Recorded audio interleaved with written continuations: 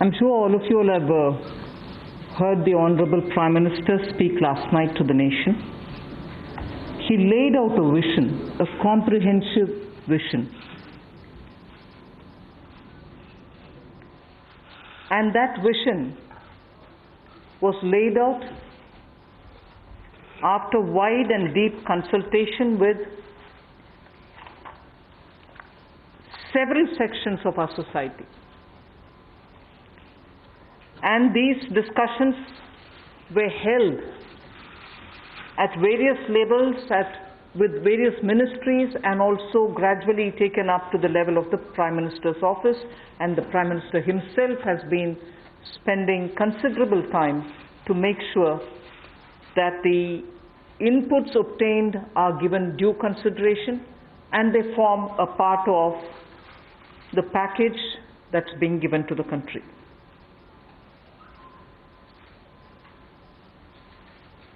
Essentially, this is to spur growth and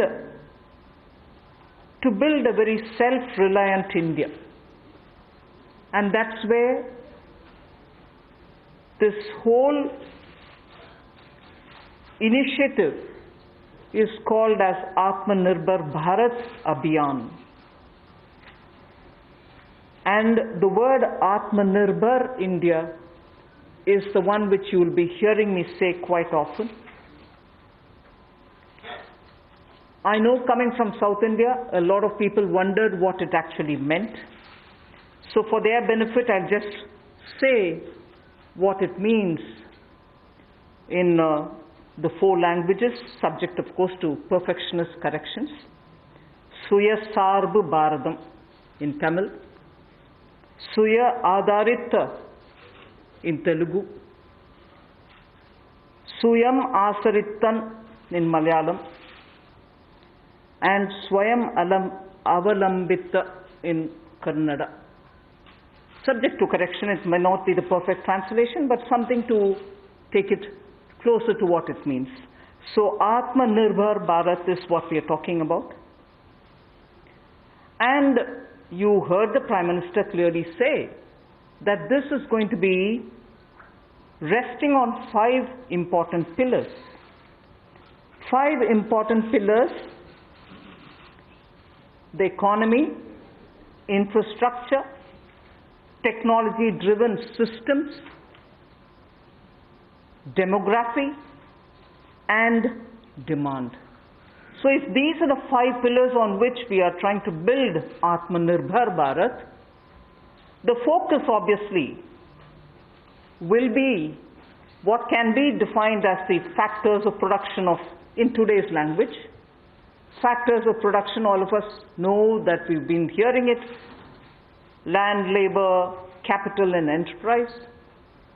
Today, we recast it, say it the same way, but then essentially referring to the very same factors of production, but in this Atmanirbhar Bharat, our focus therefore would be on those factors of production which are land, labor, liquidity, and law.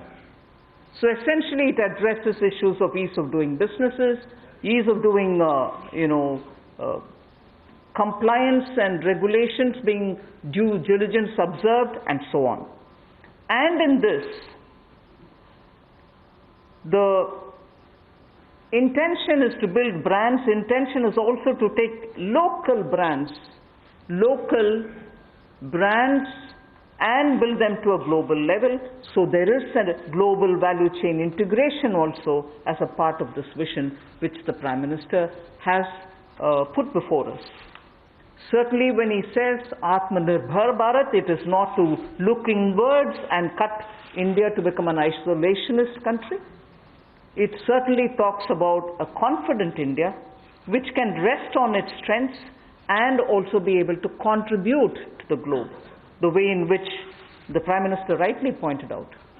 The production of PPE and masks and also ventilators to an extent has rapidly grown within these 40 days. We have the capability, we have the enterprise to build such capabilities and help the world with it. and therefore India shall continue contributing to the globe.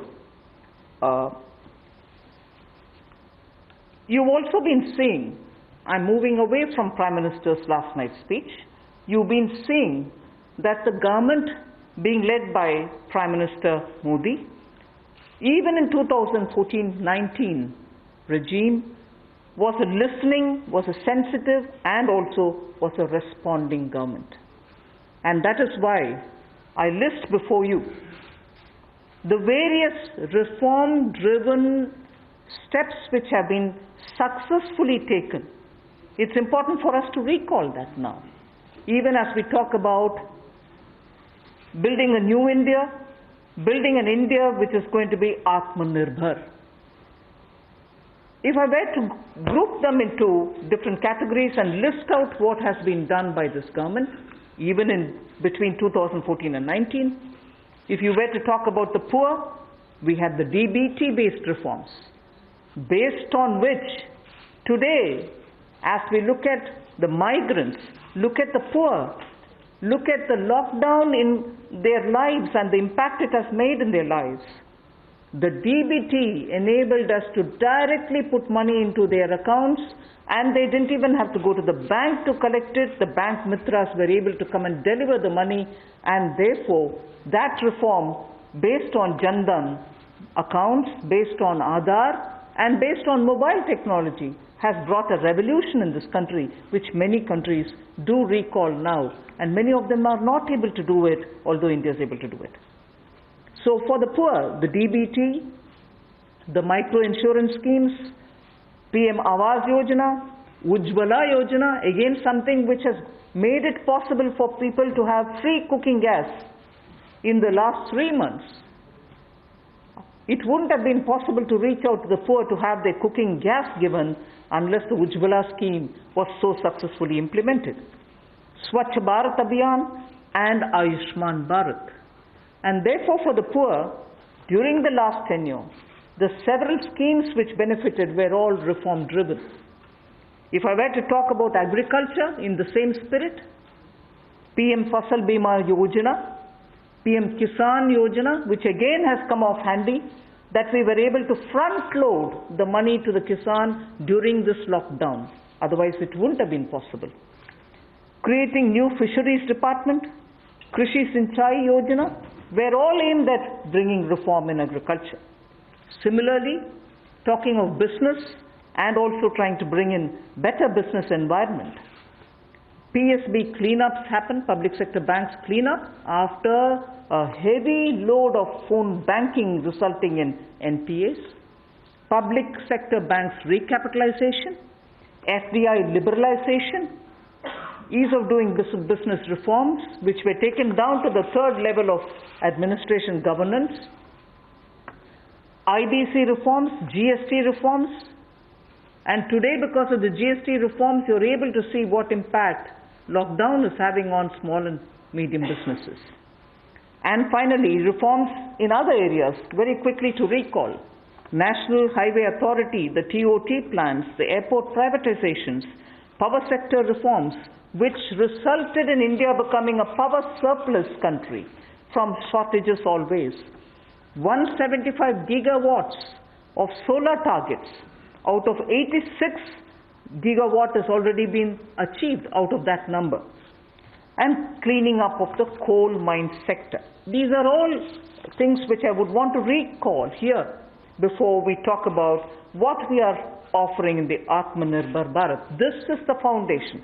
This is the credential with which the Prime Minister has always been on the side of reform, reform for better living in this country, ease of living in this country.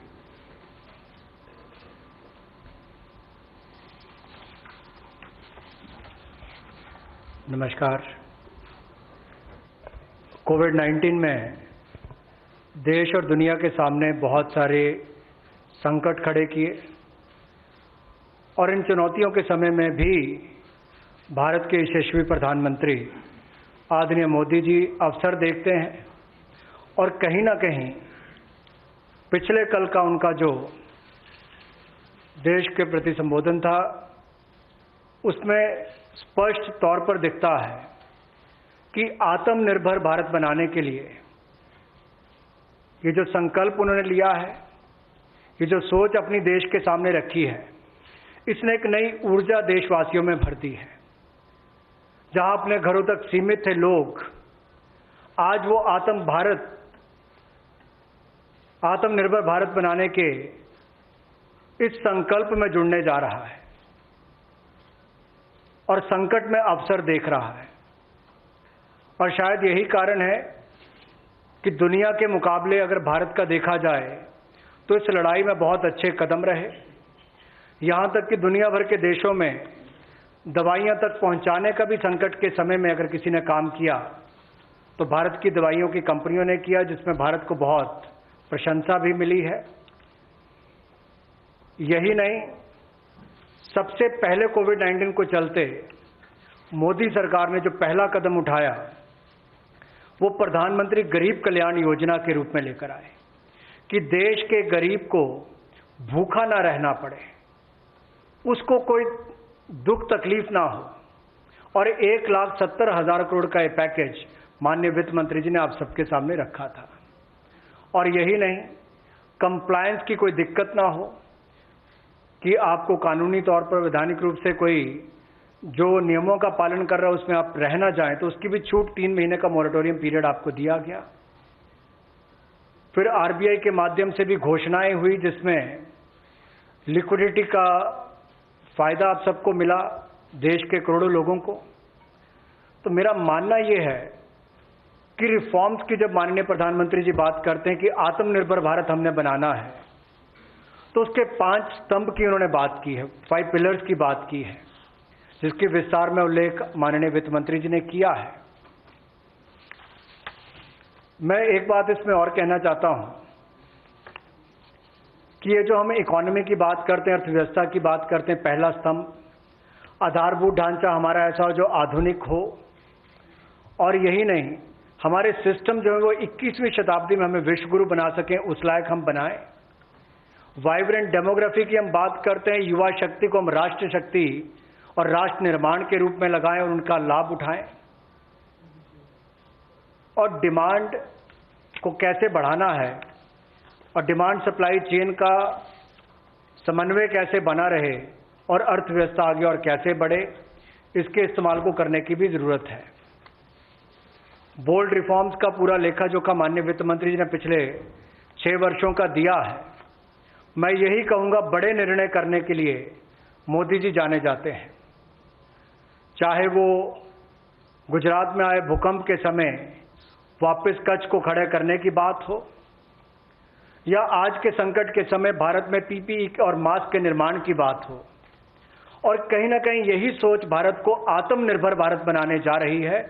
और इस आत्मनिर्भर भारत जो movement है, इसमें हम आप सबको जोड़ने आए हैं। 20 लाख करोड़ का ऐतिहासिक पैकेज माननीय मोदी जी ने पिछले कल घोषणा की है और प्रधानमंत्री जी ने हमें निर्देश दिया है कि प्रतिदिन अलग अलग सेक्टर्स को लेकर आप सबके बीच में आकर इसके विस्तार में हम लोग जानकारी दें। तो माननीय वित्त मंत्री जी आपको अगली जानकारी देंगे कि आज किस सेक्टर को लेकर हम आप सबके बीच में आए हैं। लेकिन बोल्ड रिफॉर्म्स 6 वर्ष भी होती रही, अब भी होगी, जब तक भारत आत्मनिर्भर नहीं हो जाता, उस दिशा में लगातार काम चलता रहेगा। So I broadly explained about the reform steps which were taken during the previous 14 to 19 tenure of this government. And after the 2019 elections, the July budget was presented. Post that, immediately in this very hall, we met several times over several fortnights when we had to respond to the call of the hour, the need which was felt by the SMEs and many others. And all this only to underline the fact that you're speaking with a sensitive, a responsive, and a government which believes in consultation. So then after that, the budget of February 2020 was presented, but soon after came Corona. And after the Parliament session was concluded. Within hours of the announcement of the lockdown, the PM Garib Kalyan package was announced, about which Msmes has briefly referred. The numbers are something which are worth recalling here because we are going to have to build on that. 52,606 crores into DBT account of 41 crore bank account holders, the Jan Dhan account holders. 18,000 crore worth grain and pulse transfers happened, in which 48 lakh metric tons of wheat and rice have been distributed, costing 69 crores, to 69 crore account ration card holders. 71,738 metric tons of pulses have been distributed to 6.25 crore card holders. Aside from this, non-card holders have also been distributed grains. And I mentioned a minute ago about the Ujjwala scheme, which helps distribution of free cylinders. Divyang and old age pensioners have all been also given assistance. So after the lockdown, within a couple of hours, meaning within a day or two, we came with that announcement of the Garib Kalyan package. With that, there was also a compliance and also due diligence related deadline dates which were postponed so that ease of compliance could come in. Beginning today, I come over to speaking about today. Beginning today, for the next few days, I shall be coming with this entire team before you to put out the details of the vision which PM has put forth yesterday. So PM's vision for a self-reliant India, we will come with the details in various tranches beginning today, and we shall not forget in each of the tranches that we are talking about that we do have a responsibility towards the poor of this country, towards the needy of the country, towards the migrant workers of this country, the Divyang and the aged. So the tranches will of course be for all our convenience, suitably bringing grouped items which have some correlation. Alongside, you also had the Reserve Bank of India coming up with a lot of liquidity infusion, about which the data which will be shared with you all will go into greater detail about the quantum that they came up with, the LTROs and the TLTROs. I'm not getting into it so that you'll get the data, but we are not going into it. We also ensured, the Revenue Secretary is here, we also ensured that 18,000 crores of refunds through a special drive were given for all the income taxpayers. Drawback were also given the payments. So the intention being liquidity should be in the hands of the people. For all those who have up to 5 lakhs of refund dues, we cleared it. 14 lakh taxpayers have benefited because of that. So with that said, today the tranche has about 15 different measures, 6 of which pertain to the micro, small and medium enterprises. Kutir Laghu Udyog के लिए 6 ऐसे कदम हम उठाएंगे. 2 relate to the Employees Provident Fund. 2 relate to the NBFCs, Housing Finance Corporations, and the MFIs, microfinance institutions. 1 relates to DISCOMs, 1 relates to contractors, 1 relates to real estate, and 3 are tax measures that we have taken. So I'll get into the detail of today's tranche of announcements. I said there are 6 major steps for the MSMEs. The first one, there is a collateral-free automatic loan for MSMEs which is being provided. This will give facility up to 3 lakh crores. 25 crore outstanding for those MSME units for whom 25 crore is the outstanding loan, or 100 crores whose turnover will benefit from this. These loans will have a 4-year tenure, and there will be a moratorium given for 12 months.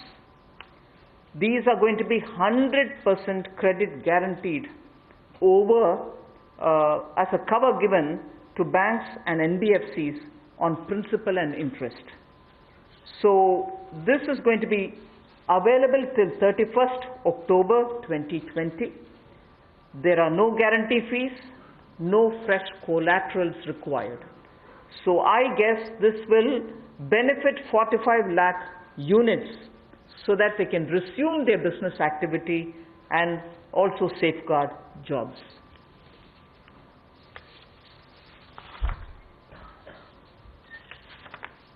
प्रधानमंत्री गरीब कल्याण योजना में जहां सबसे पहले Covid health workers के लिए 50 लाख रुपए की इंश्योरेंस पॉलिसी का प्रावधान किया गया था, वहीं पर 80 करोड़ गरीबों को 5-5 किलो गेहूं या चावल देने का प्रावधान किया गया और पूरे देश भर में पीडीएस के अलावा अतिरिक्त ये 5-5 किलो उनको दिया गया, पिछले महीने भी और इस महीने भी। इसके अलावा ये प्रति व्यक्ति 5-5 किलो था और प्रति परिवार दाल देने का भी काम किया गया 1 किलो, और इसके अलावा जो हमारे वृद्ध, विधवा, दिव्यांग हैं उनको भी जनधन खातों में सीधा पैसे डाले गए, 500-500 रुपये, 1000 रुपये उनको टोटल डाला गया।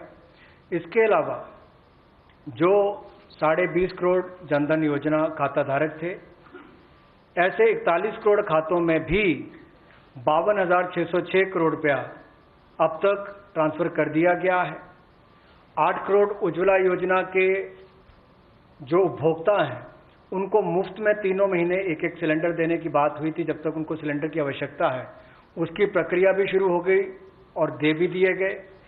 यहाँ तक कि जो पीएम किसान के लिए भी 2,000 रुपया ऐसे करोड़ों किसानों के खातों में उसको ट्रांसफर कर दिया गया। तो जितनी घोषणाएं उस पीएम गरीब कल्याण योजना के अंतर्गत की गई थी, उन पर सारे कदम भारत सरकार द्वारा उठाए गए और करोड़ों भारतीयों को इसका लाभ माननीय प्रधानमंत्री नरेंद्र मोदी जी के माध्यम से मिला है। जहां तक व्यापारी वर्ग की बात है, आम आदमी की बात है, कंप्लायंस का बर्डन उसके ऊपर ना आए, घर से बाहर नहीं जाते थे, तो उसके सामने जो संकट था कि वो कैसे समय सीमा रहते अपनी कंप्लायंस पूरी कर सके, उसमें भी उसको छूट दी गई और उसको भी 3 महीने आगे बढ़ाया गया, जिससे उसको लाभ मिला है। आरबीआई ने भी जो महत्वपूर्ण घोषणाएं की, उससे लाखों करोड़ रुपए की लिक्विडिटी मार्केट में आई है, जिससे पूरे देश को लाभ मिला है और इसकी जानकारी आप सबके सामने पहले भी रखी है। केवल आज एक बार फिर आपके ध्यान में लाने की जरूरत पड़ी तो उसको किया है। एक जो मीडिया के माध्यम से हमारी जानकारी हमें मिली और जो वीडियो कॉन्फ्रेंस और बाकी सब वार्तालाप बाकी लोगों से हुआ, मध्यम, सूक्ष्म, लघु उद्योग, कुटीर उद्योग, घरेलू उद्योग जो है, इन सब के सामने बहुत बड़ी मुसीबत थी कि पैसों की भारी कमी थी। इन सब के लिए क्या किया जाए, ये भारतीय अर्थव्यवस्था की रीढ़ है। ये जो हमारा सूक्ष्म, लघु, मध्यम उद्योग है, कुटीर उद्योग है, गृह उद्योग है, इन सब का एक बहुत महत्व है। 12 करोड़ से ज़्यादा लोगों को ये रोजगार देते हैं। तो ऐसे कारोबार और व्यापार करने वाले, विशेष तौर पर एमएसएमई सेक्टर जो है, इसके लिए आज एक बहुत बड़ी घोषणा है कि collateral free automatic loan 3 lakh crore रुपए का मध्यम, सूक्ष्म, लघु, कुटीर और गृह उद्योग को मिलेगा। इसमें किसी को अपनी ओर से कोई गारंटी, कोई कोलैटरल देने की आवश्यकता नहीं है और इसका समय सीमा भी 4 वर्ष की होगी और पहले 12 महीने यानी कि पहला 1 वर्ष उनको प्रिंसिपल रीपेमेंट नहीं करना पड़ेगा, इनके मूलधन का चुकाना नहीं पड़ेगा, मूलधन को नहीं चुकाना पड़ेगा और 12 महीने की इस पर छूट रहेगी और 4 वर्ष के लिए उनको ऋण दिया जाएगा। तो 3 लाख करोड़ रुपए का ये ऋण, ये हमने बगैर किसी गारंटी, बगैर किसी कोलेटरल के भारत के मध्यम, सूक्ष्म, लघु उद्योग, कुटीर और गृह उद्योग के लिए मोदी सरकार ने करके दिया है।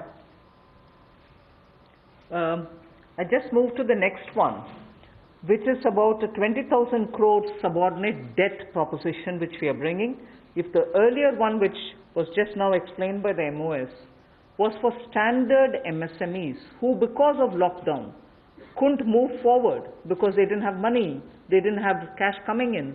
So for buying raw materials or paying the wages, if they had a problem, you had that emergency credit line which we spoke about just a minute ago.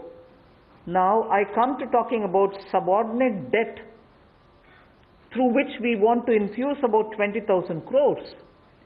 These are meant for stressed MSMEs. So if you're providing for the standard, you're now providing for the stressed MSMEs. Now the stressed MSMEs do have a problem of equity.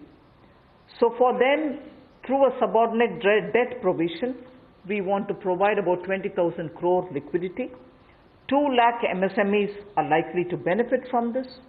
The functioning of the MSMEs which are NPA or are stressed, all of them will be eligible. For this subordinate debt-based scheme, NPAs or stressed MSMEs will all be eligible for this. The government will be providing about a 4,000 crore as its contribution to the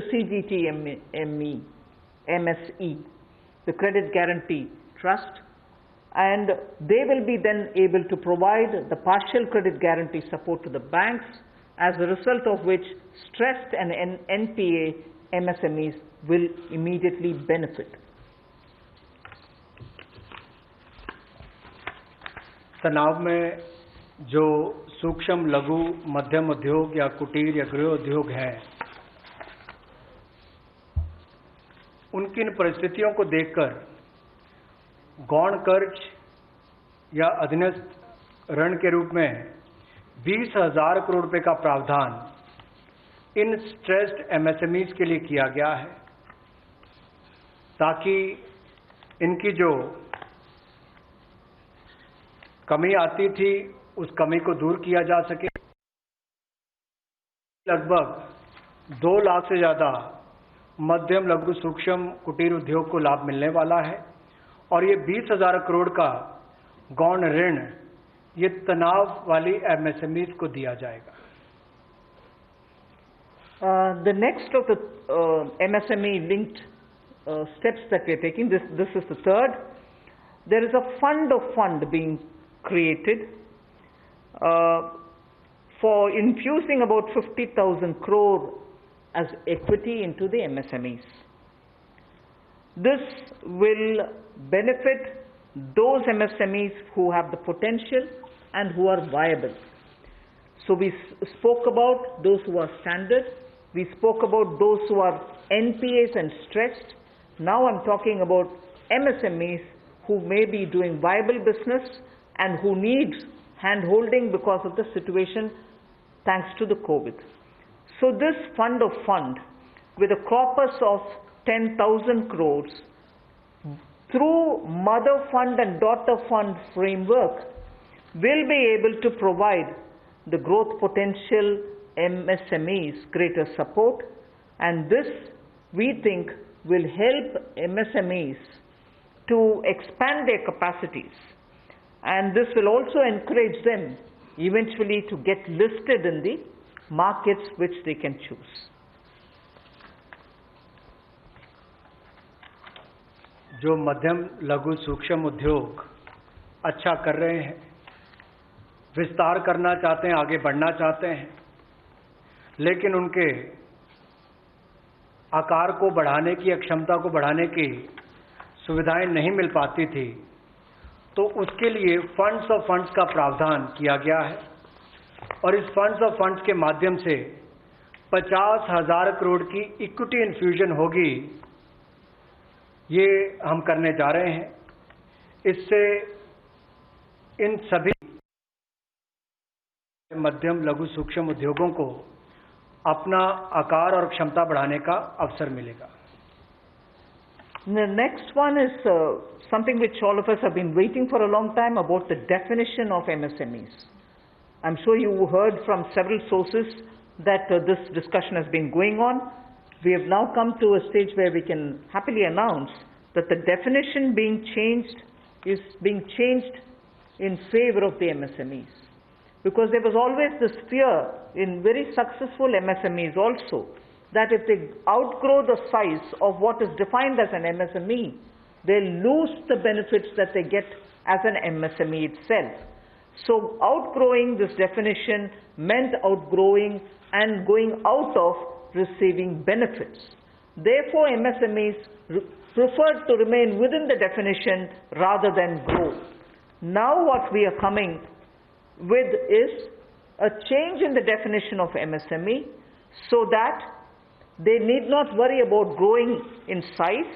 They will still be able to get quite a lot of benefits which otherwise, as an MSME, they had got. So now how do we change it? I told you why we are changing the definition. How are the changes being brought about? What exactly is the change which is coming in? The change is that investment limit which defined an MSME is being revised upwards. So you can be a slightly more larger invested company, but you're still going to be considered only as an MSME. And then I'll come to the amounts which is shown in the chart there. But the idea is, even with an increased investment, you'll still be defined only as an MSME. You shall not get out of the benefit which is given to you as an MSME. Second is, additional criteria to define an MSME is being brought in. And that criteria is based on turnover. So that is being brought in newly now. Earlier it was only investment size. Now investment size and or additional turnover size is being brought in. And earlier the distinction which prevailed between manufacturing unit, and therefore their definition was on slightly different account. Service units, their definition was on slightly different criteria. Now that differentiation between manufacturing and service MSME are being removed. Manufacturing MSME or service-based MSME shall all be defined similarly. And then, therefore, the chart that is there before you will tell you what was earlier and what is now. What was earlier defined with an investment of 25 lakh as micro unit will now have investment allowed till 1 crore. So they'll still be called a micro unit even if the investment is up to 1 crore.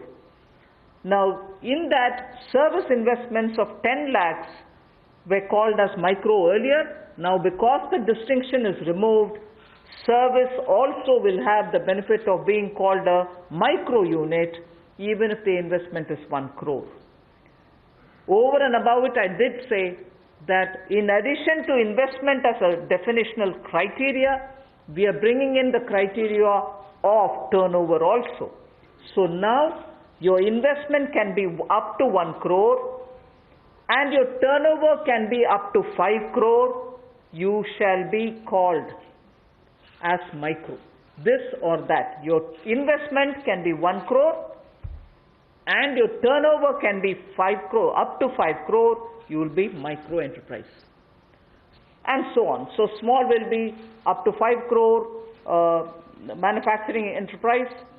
Services was up to 2 crore. Now the definition is changed to 10 crores and 50 crores. Investment and turnover. And so on. The table explains it.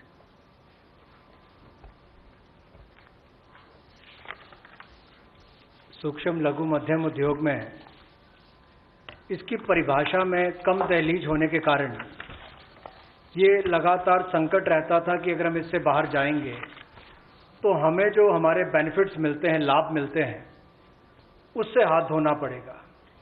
और यही कारण था कि हमारे कुटीर सूक्ष्म लघु उद्योग कभी बड़ा बनने का सपना नहीं देखते थे, और सपना देखते भी थे तो ये जो सीमा इसके लिए रखी गई थी, कम दहलीज थी, इसके कारण ये बड़े नहीं हो पाते थे। और कहीं ना कहीं जो आज कंपटीशन है उसमें फिर ये बहुत पीछे रह जाते थे। वर्षों लंबित मांग है, वर्षों से मैं सुनता आ रहा हूं, चौथी बार एमपी बन गया, कब से शुरू हो रही, आज तक वही मांग है। मैं धन्यवादी हूं प्रधानमंत्री मोदी जी ने इस पर यह कदम उठाने के लिए कहा है। और जो पहले क्राइटेरिया था कि मैन्युफैक्चरिंग यूनिट जो है वो 25 लाख से कम इन्वेस्टमेंट की होगी तो माइक्रो में आएगा, और सर्विस एंटरप्राइजेज जो थी वो 10 लाख तक की अगर उसने इन्वेस्टमेंट की होगी तो माइक्रो में आएगा। अब इसमें एक बदलाव किया गया है कि निवेश की लिमिट को तो बढ़ाया ही गया है, साथ में कारोबार को भी जोड़ा गया कि आपने व्यवसाय या कारोबार कितना उस वर्ष में किया है। तो इसको इन्वेस्टमेंट को बढ़ाकर माइक्रो के लिए 25 लाख से बढ़ाकर 1 करोड़ तक की जो इन्वेस्टमेंट करेगा वो माइक्रो यूनिट कहलाएगा। और ये मैन्युफैक्चरिंग और सर्विसेज दोनों के लिए एक ही क्राइटेरिया रहेगा, तो सर्विस सेक्टर को भी माइक्रो में आने का लाभ मिला है। तो 1 करोड़ से कम निवेश करने वाले को माइक्रो इंडस्ट्री में जो 5 करोड़ तक का व्यापार कारोबार करेगा उसको माइक्रो कहा जाएगा। स्मॉल वाले के लिए 10 करोड़ तक का निवेश और 50 करोड़ तक का कारोबार करने का प्रावधान, और मीडियम जो है उसमें 20 करोड़ तक का निवेश और 100 करोड़ तक की टर्नओवर।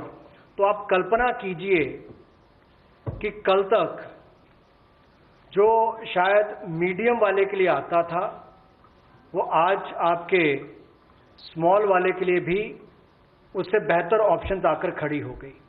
तो इससे हमारे कुटीर, सूक्ष्म, लघु, मध्यम उद्योग को बहुत बल मिलने वाला है। एक और बैंकों का हाथ पकड़ना, पैसा देना, दूसरी तरफ से डेफिनेशन चेंज करके उनके आकार और क्षमता को बढ़ाने का अवसर देना, ये अपने आप में क्रांतिकारी कदम इस दिशा में लिया गया है। I move to the fifth step in the MSMEs. I said total 6 measures have been are getting announced today. Of the 6, the fifth one is that for government procurement, tenders up to 200 crores will no longer be on global tender route, meaning global tenders will be disallowed in government procurement for tenders up to 200 crores. Why is this being done? Majority of the MSMEs in India were unable to supply those big mother units, as you may call, big, large companies, who they were serving all the while. Suddenly the conditions became, based on the global tenders, unmatchable by our MSMEs. So they were disqualified from supplying to companies for whom they actually grew as ancillary units. As a result, many of our MSMEs were not anymore able to participate in supplying products to many of these large units. So by bringing this condition now, we are saying for global tenders worth 200 crores or less, particularly for government procurement, they need not be global tenders at all. So this will make MSMEs do their business with a lot more confidence and carry on with it. Self-reliant India will also then be able to serve Make in India, because small units can now be participant in government purchases.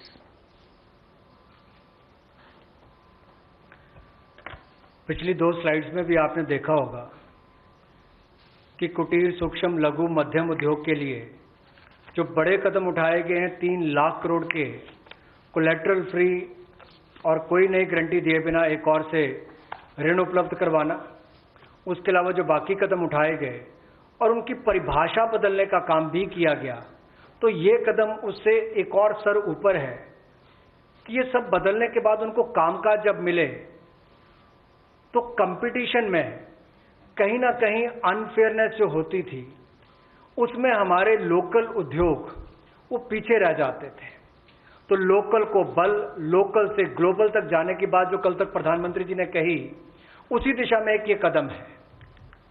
Local के लिए vocal भी, local को बल भी, local से global भी। तो ये इसीलिए ग्लोबल टेंडर्स जो हैं, ये 200 करोड़ तक से कम वाले जो हैं इसमें यानी कि 200 करोड़ से कम वाले में ग्लोबल टेंडर्स नहीं होंगे। इसमें हमारे सूक्ष्म लघु मध्यम उद्योग को लाभ मिलेगा और कहीं ना कहीं आत्मनिर्भर भारत की जो हम बात करते हैं उस दिशा में कदम ये भी उठाया गया है। The sixth step towards MSMEs is post-COVID trade fairs, exhibitions are going to be very difficult. So we shall ensure that e-market linkage is provided across the board for all these MSMEs so that they are able to find a market easily in the absence of being able to participate in trade fairs which cannot be held in this environment. Also, very importantly, Government of India and also CPSEs, where there are receivables by MSMEs, we now announce that within the next 45 days, all their receivables will be cleared. The CPSEs and Government of India will honor every MSME receivable within the next 45 days. इसी तरह से एक बार फिर कुटीर सूक्ष्म लघु मध्यम उद्योग के लिए ये जो चुनौतियां कोविड-19 के समय शुरू हुई कि घरों तक सीमित होना पड़ा और आप कहीं जाकर सामान बेचने में दुविधा आती थी, तो ई मार्केट लिंकेज करने की बात की, क्योंकि ई कॉमर्स का आजकल ज़माना भी आया है, वो भी होगा। और इसके अलावा व्यापार मेलों में कैसे वो इन्वॉल्व हो सके, उनका शामिल होना हो, प्रदर्शनियों में उनकी पार्टिसिपेशन हो सके, इसके लिए कदम उठाए जाएंगे। और जो हमारे सार्वजनिक केंद्र उपक्रम है, उसमें जो अगर उनके कोई पेंडिंग पेमेंट्स है, सरकारी है या पीएसयू उसमें है, उनको भी अगले 45 दिनों में बल देकर वापस उनकी पेमेंट हो, ऐसा प्रयास किया जाएगा ताकि जल्द से जल्द उनकी पेमेंट हो, ताकि उनको राहत मिल सके। I now move to talking about EPF. You were aware during the Pradhan Mantri Garib Kalyan package, some measures were extended for the EPF.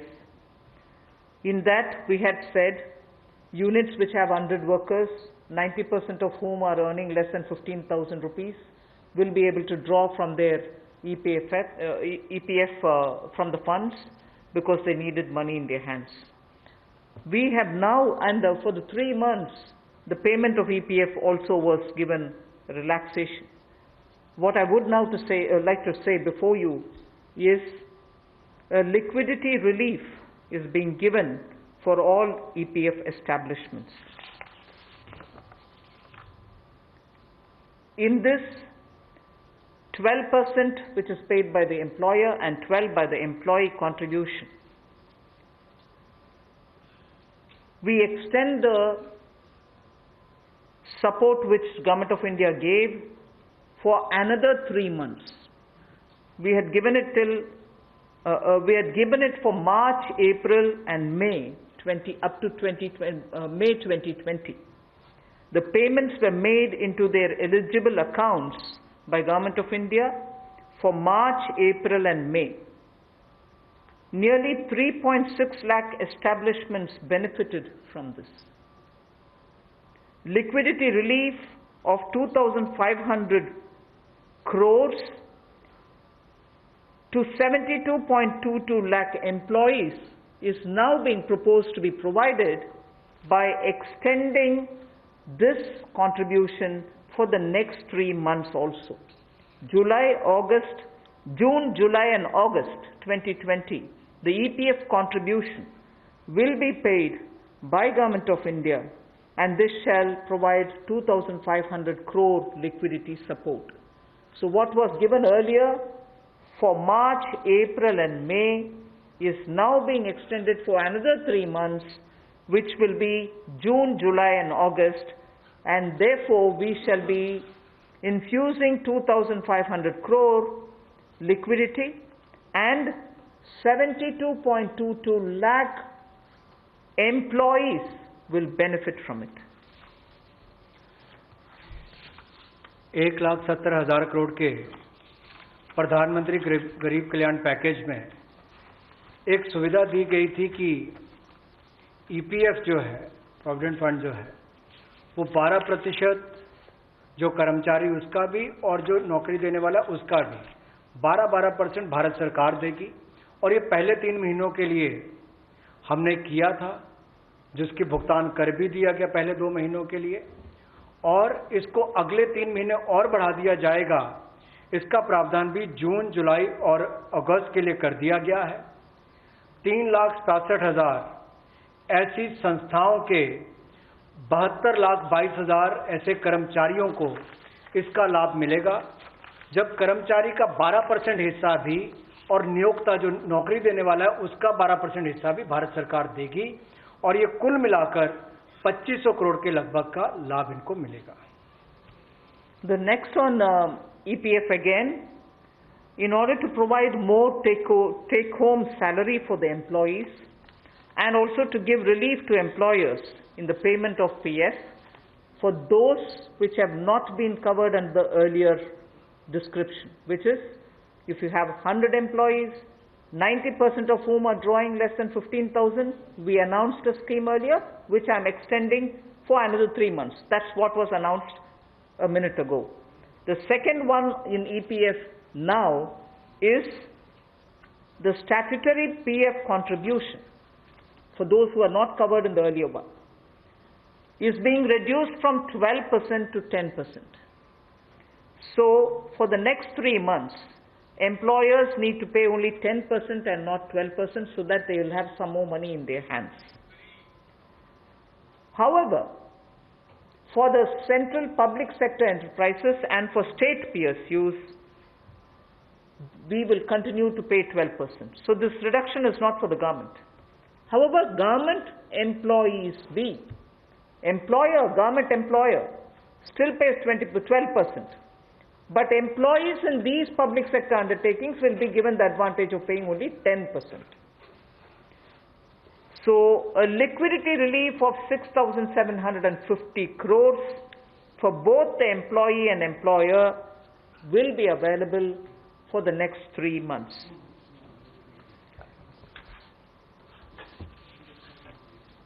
एक और प्रावधान, क्योंकि आज के समय पैसा कर्मचारी के हाथ में भी कैसे ज़्यादा हो, इसमें भी एक बड़ी राहत देने का प्रयास इसमें किया है कि जो ईपीएफ कंट्रीब्यूशन है, जिनका ईपीएफ का योगदान है, वो ऐसे संस्थानों के लिए और कर्मचारियों के लिए 12% से कम करके 10% अगले 3 महीनों के लिए किया गया है। इससे कर्मचारी भी और संस्थान दोनों को लाभ मिलेगा। लेकिन जो सरकारी हमारी संस्थान है, सेंट्रल पीएससीज हैं, इनके लिए 12% ही रहेगा, उसमें कोई बदलाव नहीं किया गया है। तो इससे कुल मिलाकर 6,750 करोड़ रुपए का लिक्विडिटी सपोर्ट इनको मिलेगा और एक तरह से 6,750 करोड़ रुपया ज़्यादा इनके हाथ में आएगा। The next one is about non-banking financial companies, housing finance corporations, and microfinance institutions. We have been hearing, in spite of a lot of steps which the RBI took, in spite of all the provisions that we made between the July budget and the February budget, it was felt that the NBFCs were not able to get enough resources. And particularly, some NBFCs which were not very highly rated had particular difficulties in comparison to the others. So, Government of India now launches a 30,000 crore special liquidity scheme. Under the scheme, investment will be made in both primary and secondary market transactions where investment grade debt papers, this is not infusing equity, this is taking and buying debt papers of NBFCs, housing finance corporations and microfinance institutions, and not high quality debt papers, they can be investment quality also.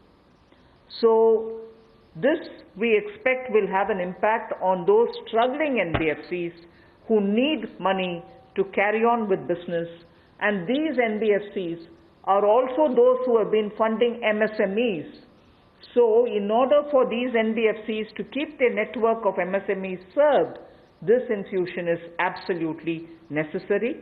And these securities with which you're going to buy these debt papers will be fully guaranteed by Government of India. They will be fully guaranteed by Government of India. We hope that this will also bring in a lot of difference for NBFCs who have access to small and micro units, and therefore we want to ease the flow of credit through these NBFCs who have only not so good debt papers in their hands. गैर banking वित्तीय कंपनियां NBFCs या फिर हमारे housing finance companies और micro finance institute, इन सब के लिए जो इनके पास लिक्विडिटी की कमी आती थी, धन का अभाव होता था, उसके लिए ये नई योजना लेकर आए हैं जिसमें 30,000 करोड़ रुपए का विशेष तौर पर प्रावधान किया जाएगा। स्पेशल लिक्विडिटी स्कीम ये होगी जिससे इनके धन की आपूर्ति भी होगी और इसके माध्यम से जहां एक और हाउसिंग सेक्टर को बल मिलेगा, MSME सेक्टर को बल मिलेगा, उसका भी लाभ हमारी अर्थव्यवस्था में और नीचे आम आदमी को पहुंचेगा और इसका पूरी तरह से गारंटी भारत की सरकार देगी।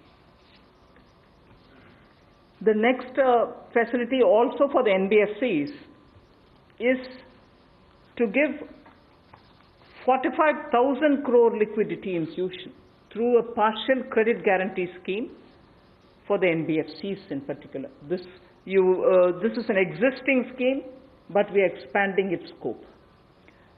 Expanding its scope only because it will now cover borrowings such as primary bond issued, the commercial papers.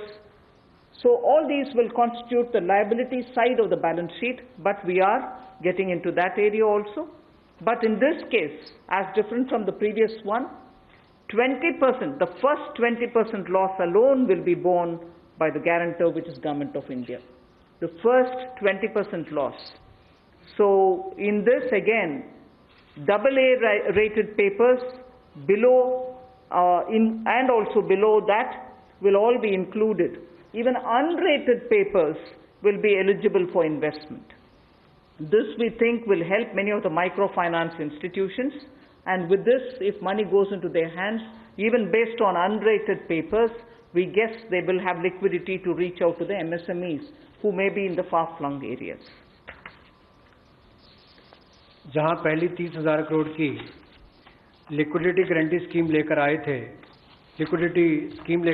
NBFCs के लिए, HFCs और MFIs के लिए, वहीं पर अब आंशिक ऋण गारंटी योजना ये लगभग 45,000 करोड़ रुपए की NBFCs का इसमें प्रावधान किया गया है। इसमें भारत सरकार गारंटर होगी, जो 20% का नुकसान इसके द्वारा वहन किया जाएगा। और यही नहीं, इसमें AA पेपर और इससे भी नीचे वाले जो हैं उसको भी इसमें पैसा मिल पाएगा, ऋण मिल पाएगा। और इसके अलावा जो अनरेटेड पेपर एलिजिबिलिटी है इन्वेस्टमेंट के लिए, वो भी इसमें प्रावधान किए गए हैं ताकि ज़्यादा इसका स्कोप बढ़ सके, ज़्यादा लोगों को इसका लाभ मिल सके और कुल मिलाकर इससे भी नई लेंडिंग जो है, यानी कि कर्जा दिया जा सके सूक्ष्म लघु मध्यम उद्योग को और आम नागरिकों को भी मिल सके, उसके लिए इसका प्रावधान किया गया है। I move over to talking about the DISCOMs. DISCOMs today are facing unprecedented cash flow problems. They desperately need help. Otherwise, they are unable to pay the power generating companies. You know, all the states, DISCOMs are in serious crisis. So in order to help them, there is a emergency liquidity injection which is happening to the extent of 90,000 crores. Now the Power Finance Corporation, REC, the Rural Electrification Corporations, both of them put together will infuse liquidity of 90,000 crores to all the DISCOMs against all the receivables that they have. They're sitting there without getting paid. In turn, they are not able to pay the Gencos. In turn, the Gencos are wondering where they will have more money to pay for producing electricity. And at a time when we are talking about Atmanirbhar Bharat, at a time when we are also rightly claiming the credit for having made India a surplus power generating country, we've reached a stage where DISCOMs don't have money because they're sitting with receivables.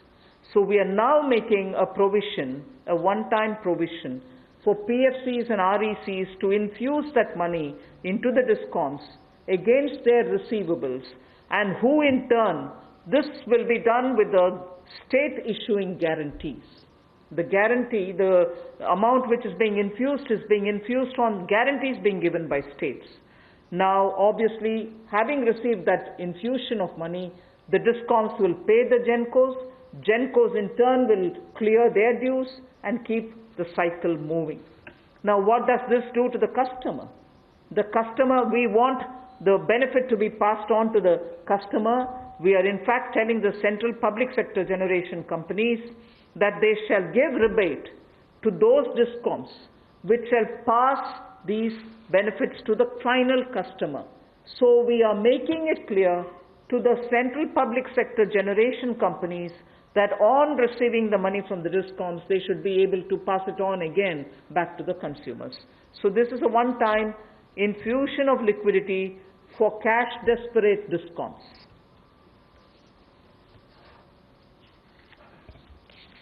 बिजली वितरण कंपनियों की आय में जो भारी कमी आई है और लेनदारी जो इनके कई राज्यों से बढ़ी है, उसके कारण भी ये अभूतपूर्व नकदी प्रवाह की स्थिति इनको देखनी पड़ रही है। इन परिस्थितियों में आम उपभोक्ता को भी नुकसान ना हो, बिजली उत्पादन करने वाले भी और बिजली वितरण करने वाले भी इस अभूतपूर्व समस्या में कहीं उलझकर ना रह जाएं, इसके लिए 90,000 करोड़ रुपए का प्रावधान डिस्कॉम्स के लिए किया गया है, बिजली वितरण कंपनियों के लिए किया गया है।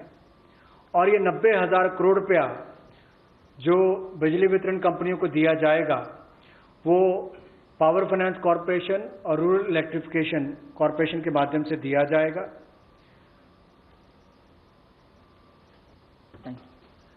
I move to the next, which deals with contractors. All Government of India agencies, such as the railways, road transport, highways, CPW, etc., will now give 6 months extension without any cost to the contractors, so that extension should cover construction work or goods and services contracts that they have with central government agencies. They can take additional 6 months to comply with the contract conditions.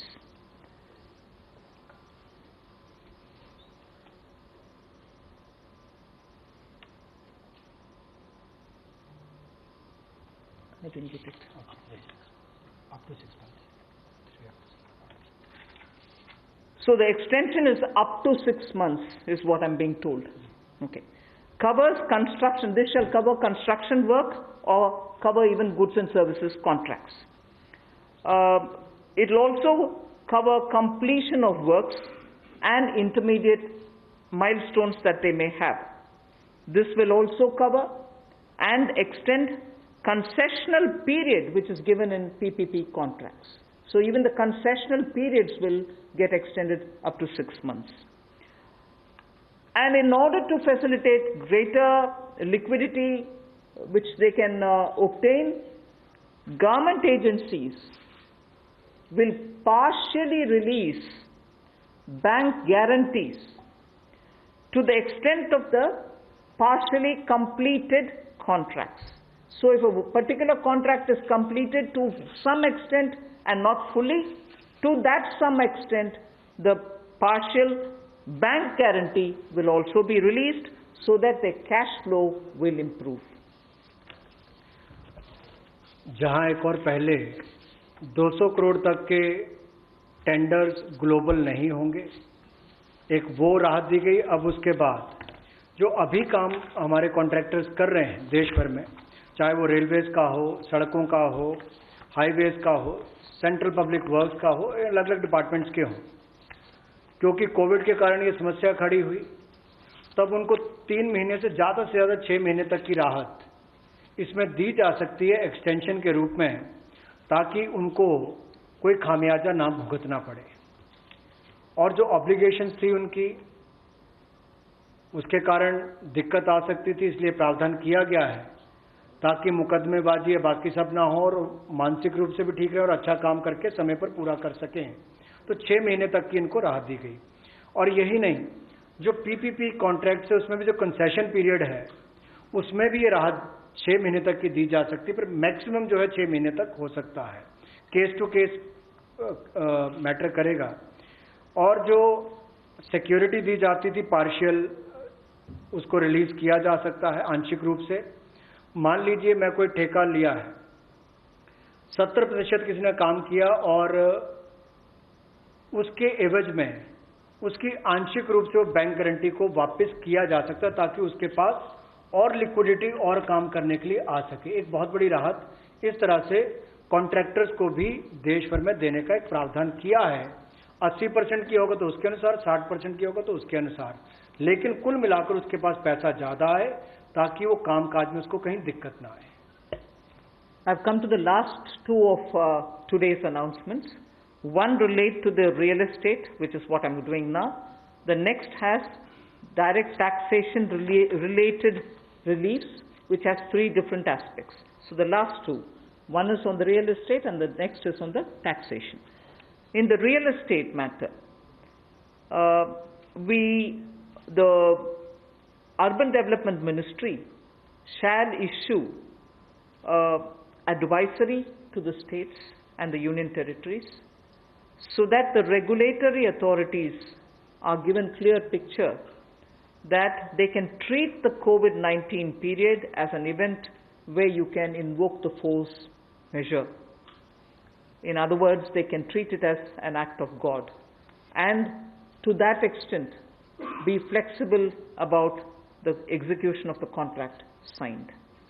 This will also mean that with the necessary changes, they will have to issue fresh project registration certificates. They can extend the registration and the completion dates.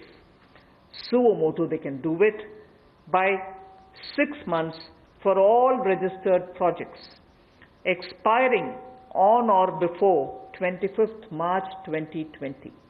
So using the force measure clause, they can suo motu extend the registration and completion date by 6 months if the project was registered on or after 25th March 2020. So there need not be individual applications separately for it. They can suo motu do it. They can also issue fresh project registration certificate automatically with revised timelines. So this way, people who had entered into a contract and got fixed because of the coronavirus will not suffer.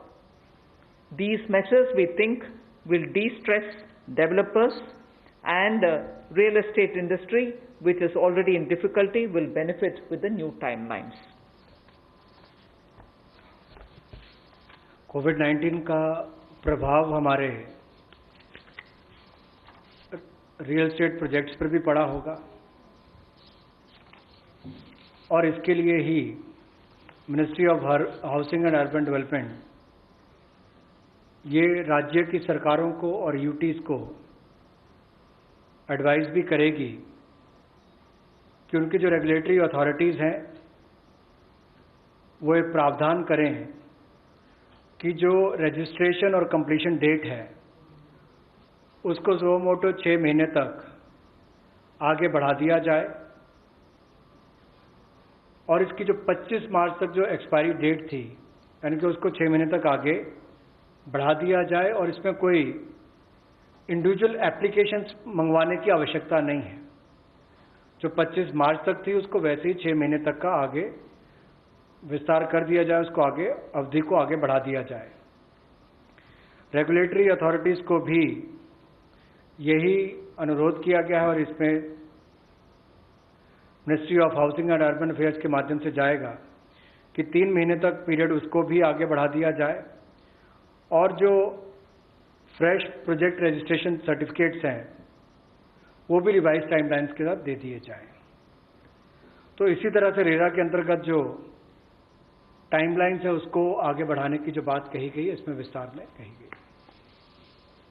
I move over to talking about the tax-related proposals, which is my last. You're fairly familiar with the TDS and the TCS tax deductions which happen. We have now, from, let us say, tomorrow till 31st March 2021, reduced the TDS rates and the TCS rates by 25% of the existing rate. So if the existing rate is 100, it will be reduced by 25%. This shall apply to all payments, if they are payment for contracts or professional fees or interest or rent or dividend or commission or brokerage. All of these will be eligible for this 25% rate reduction. Through this, and as I said, this will be coming into force from tomorrow and last till March 31st, 2021. And this reduction we think will release nearly 50,000 crores in the hands of the people who otherwise would have paid it as TDS. This reduction alone is going to give 50,000 crores back to the people, in the sense it will be in their hands rather than coming in as payment of taxation. जो TDS rates हैं वो सभी non salaried payment वालों को, residents को, और TCS rate जो है उसमें 25% की कटौती की गई है फाइनेंशियल ईयर 2020-2021 के लिए, और इससे 50,000 करोड़ रुपए का लगभग लाभ आम जनता को मिलने वाला है।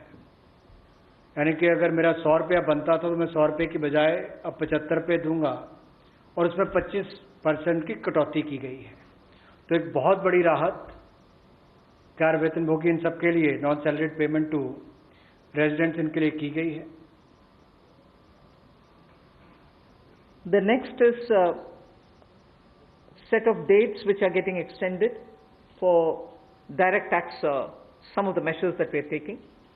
All pending refunds to charitable trusts and non-corporate businesses and professions, including that of proprietorship, partnership, LLP and cooperatives, shall be issued immediately. I did mention at the beginning that we have already refunded quite a lot of refunds which were either 5 lakhs or lesser to individuals who waited for their refund for a long time, and through that nearly 14 lakh people had benefited. Now we are saying that the pending refunds of all charitable trusts, non-corporate businesses, professions, proprietorships, partnerships, LLPs and cooperatives, many of whom can be very small. Many of these are in cooperative sectors, many are MSMEs, many are small partnerships. All their refunds will be given immediately, which will mean that they will get their due money, that's their money, they will get it back in their hands without any delay. Then the due date of all income tax returns for the year 2019-2020 are now being extended from 31st July 2020 and 31st October 2020 to 30th November 2020, and tax audits from 30 September 2020 is being changed to 31st October 2020. So that is a measure which will help people not to worry about how they are going to do their compliance, will they be able to file their returns or not. So that is a step which we take.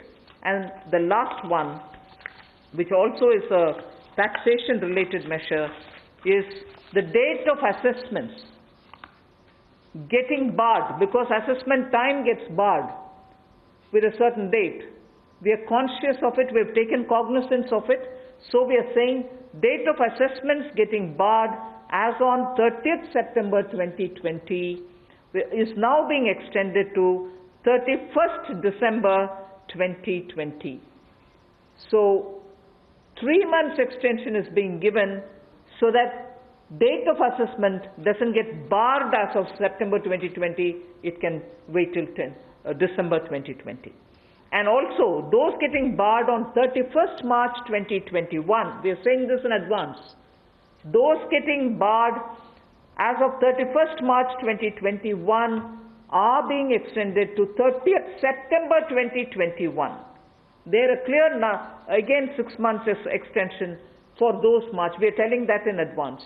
31st March 2021, which we are getting debarred, will now be moving over to 30th September 2021. And the last point that I would want to share with you all for this evening is, you know, we've launched this Vivad Se Vishwas scheme for making payment, and there was a component that you had to pay 10% extra if it is beyond a certain date. Now, without any additional amount which is to be paid, in total, the whole Vivad Se Vishwas scheme is getting extended up to 31st December 2020. And for this extension, no extra payment is being asked. So the entire Vivad Se Vishwas moves over to 31st December 2020. 5 lakh तक के refund 14 lakh से ज़्यादा लोगों को अब तक वापस कर दिए गए थे। उसके अलावा जो उससे ऊपर वाले उसकी भी प्रक्रिया शुरू, और बहुत सारे लोगों को वो भी वापस कर दिए गए हैं जो रिकॉर्ड समय के अंदर किए गए। अब इसके अलावा जो पेंडिंग रिफंड्स हैं, चाहे वो चैरिटेबल संस्थाओं के हों, ट्रस्ट के हों, या नॉन कॉरपोरेट बिजनेस या प्रोफेशंस के हों, यानी कि प्रोप्राइटरशिप, पार्टनरशिप, एलएलपी, कोऑपरेटिव्स, इनको भी जल्द ही इनके रिफंड्स इशू कर दिए जाएंगे ताकि पैसे की कमी कहीं पर ना आए। इनकम टैक्स की रिटर्न के लिए जो ड्यू डेट थी वित्तीय वर्ष 2019-20 के लिए, उसको 31 जुलाई 2020 और 31 अक्टूबर 2020 से बढ़ाकर 30 नवंबर 2020 कर दिया जाएगा, और टैक्स ऑडिट को भी 30 सितंबर 2020 से बढ़ाकर 31 अक्टूबर 2020 कर दिया जाएगा। जहां तक डेट ऑफ असेसमेंट की बात है, ये भी वर्जित हो रही थी 30 सितंबर 2020 को, इसको भी एक्सटेंड कर दिया जाएगा 31 दिसंबर 2020 तक, और जो वर्जित हो रही थी 31 मार्च 2021 को, इसको 30 सितंबर 2021 तक बढ़ा दिया जाएगा। मैं एक बार फिर कह देता हूं, जो डेट ऑफ असेसमेंट्स जो बार हो रही थी 30 सितंबर 2020 को, उसको 31 दिसंबर 2020 तक बढ़ा दिया गया है, और जो बार हो रही थी 31 मार्च 2021 को, उसको 30 सितंबर 2021 तक बढ़ा दिया गया है। विवाद से विश्वास स्कीम बजट के समय भी हम लाए थे, लेकिन इन अभूतपूर्व परिस्थितियों के चलते इसको भी, जिनको पेमेंट करनी है, कोई अतिरिक्त पेमेंट ना किए बिना, एडिशनल अमाउंट दिए बिना, इसको 31 दिसंबर 2020 तक एक्सटेंड कर दिया गया है, ताकि आप 2020 31 दिसंबर तक पेमेंट कर सकते हैं। उसमें आपको कोई अतिरिक्त पेमेंट नहीं करनी पड़ेगी।